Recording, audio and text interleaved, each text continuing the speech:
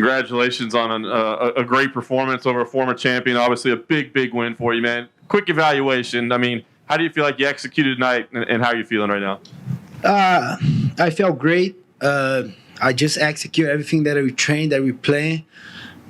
I studied so much for this fight. I just hear to my coach, and I think the aspect to be on the empty arena before in Brazil, being cornering Vicente Luque in Jacksonville, I visualized so much. Like, I think at the fight with Demian Maia, I got more nervous. But this one was more in the moment. I was a little bit more calm. I know he was dangerous in the beginning, so in the beginning I was very aware. But, like, nothing surprised me at all. I know it could hurt him.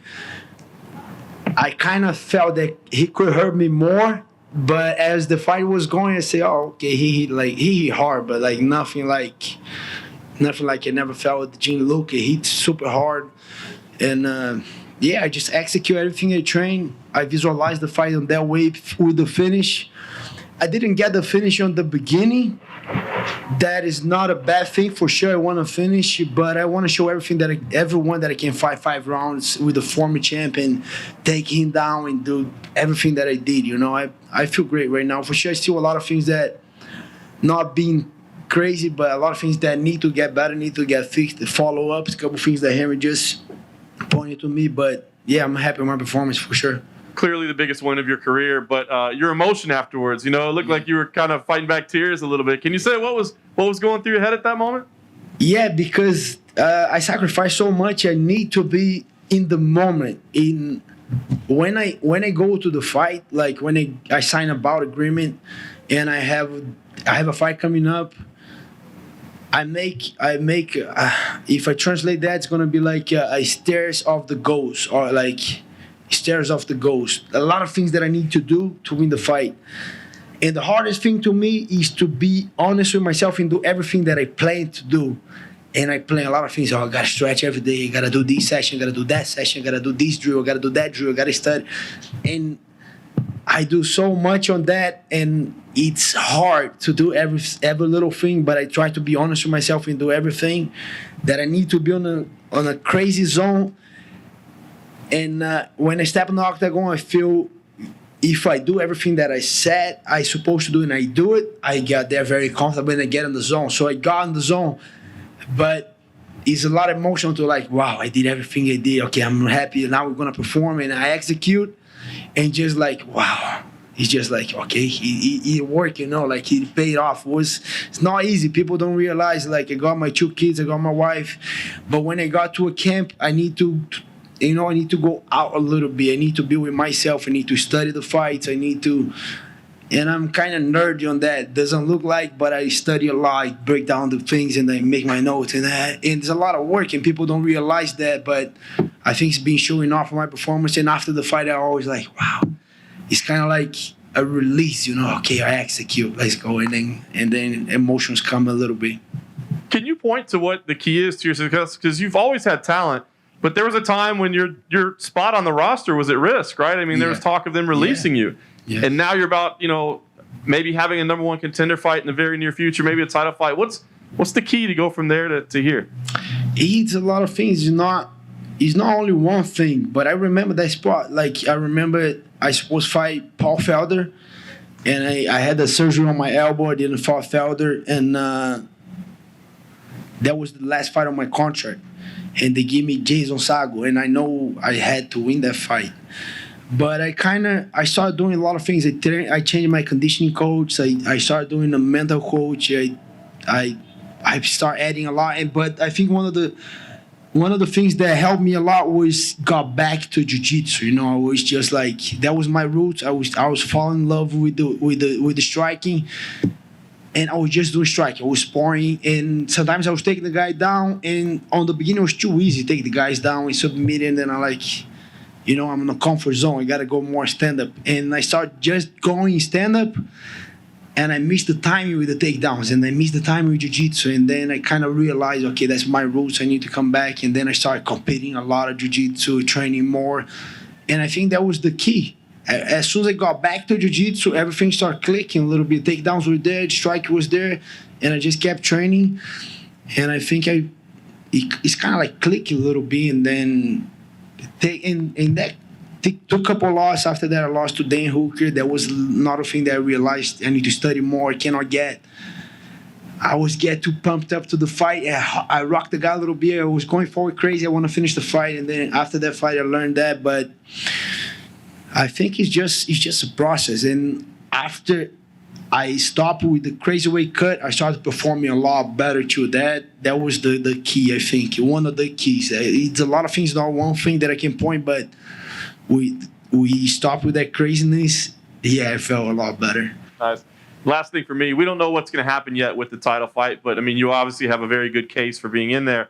Have you talked to your team about how that would work? How would it work if you and Usman were to fight? How would the preparation work? How would the coaching work? How would it play out? I don't know. That's going to be weird. I don't know, but we're both professionals. I like the guy a lot. I'm not just being no, I like the guy. He motivated me a lot when he became a champion. I saw him zero. He didn't have his pro debut when I met him. And we always like to work together because I have the jiu-jitsu, he had the wrestling. We grapple a lot crazy since the beginning. Yeah, I don't know. It would be weird, but I want to fight for the title. No, I want to be the champion, and he's the champion. That's the only reason I'll call for this fight. Otherwise, it not make no sense. But yeah, I want to fight for the title next. I know it might be Masvidal and all that craziness, but I just told Dana on the backstage, hey, I'm available for July. You know, if those guys keep going crazy, I want to fight for the title. If not, if you book another fight for the title, give me who is available. If it's not Colby, give me Leon Edwards. Give me I just want to stay busy. Gilbert right here. Before your fight at the media day, you said that Kamaru was giving you a lot of good insights before your fight with Tyron. So after spending 25 minutes with Tyron, did anything surprise you in there? Not really. He's normal. He's just a human being like me, like you. He's just, I think, let's say he has like a couple gimmicks as an athlete. He's strong. He has more reach than me, but as a fighter, yeah, nothing crazy. But speed on the hands, power, but nothing special. Like a tough fighter, but nothing. Oh, he hit hard. Yeah, he does. Look at Vicente looking right there. He hits hard juice. And we sparring before his fight, before my fight. That guy hit super hard. And then I gotta be like, we spar before my fight. We spar before his fight. I gotta keep my hands up, otherwise that guy knocked me out on the warm up. So it's nothing different, you know. And then on Twitter, for a while you were calling everyone out in multiple weight classes. I even think you offered to fill in at middleweight when you were in Jacksonville. Yeah. Now at this point in your career, do you have to be a little more selective after this big win? My manager Ali, he just said that, hey, stop with the craziness right now. But the thing was in Jacksonville, as soon as Jacare got the COVID-19, I would say, wow, they might cancel everything. You know, I might not fight Tyron Woodley. I might fight this guy tomorrow. I better get that fight anyways. They wait and everything get canceled. And I call Sean. He said, you crazy? You're going to fight Woodley. And then I say, I'm just, you know, the fight's still up. Yes, the fight's going to, okay, no problem. You know, but he got crazy. He said, no. I think I need to be a little bit more selective right now for sure. But I think all my improvement, all my evolution on the sport just because I'm competing, I'm getting better, I'm fighting, and I'm not afraid to fight. I want to fight for sure. I want to fight for the title next, but if it's not happening, don't think I'm gonna hold on that position. I'm gonna fight another guy, you know. And one final one, you fought in Brazil and then you cornered Vicente in Jacksonville, but those were in arenas.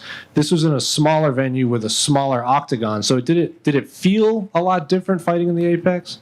Not really. In Brazil was crazy. First experience with empty arena in Brazil was like, I got nervous on the beginning. I was like, wow, okay, I'm fighting.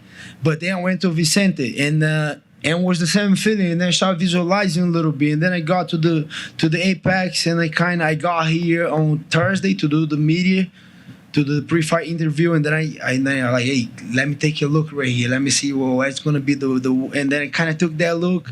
Thursday I did my visualization. I kind of go aware with the place. Friday again, today again, and I felt great today, to be honest. I wasn't nervous. I was in the gray zone going to the fight. It sounds like you have a process that you go through to get your mind in fight ready. Was this any different as you went through your process right there? No, same process, a lot of work. Even I think that one was a little better because I had more time. But on those short notice, a lot of work. People have no idea. Like for the 2 weeks notice that I got to fight with Gunnar Nelson and the Alexei Kunchenko, I got to go through all that process in 2 weeks. It's harder, but I think I've been getting a lot of confidence after those fights, and I have time to this fight to approach all. I know where mentally I gotta be on the fight, physically, and especially when they changed the date for the 23rd, for the 30th. That extra week was amazing. Was when I click everything, I put everything together, and then like, okay, we're going to that fight, and everything clicks on a perfect time. You mentioned it was really strange to fight without an audience in Brazil. Is it tougher to get up to go, I'm in a fight without the audience for you? In Brazil, it was hard to make that okay. We're fighting, It was, but like I said, going to the Vicente Luque fight, I get a little more aware of that. And facing Tyron Woodley, he's dangerous in the beginning. I had to do these adjust, or being nervous on the beginning, be aware in the beginning, because Damian wasn't that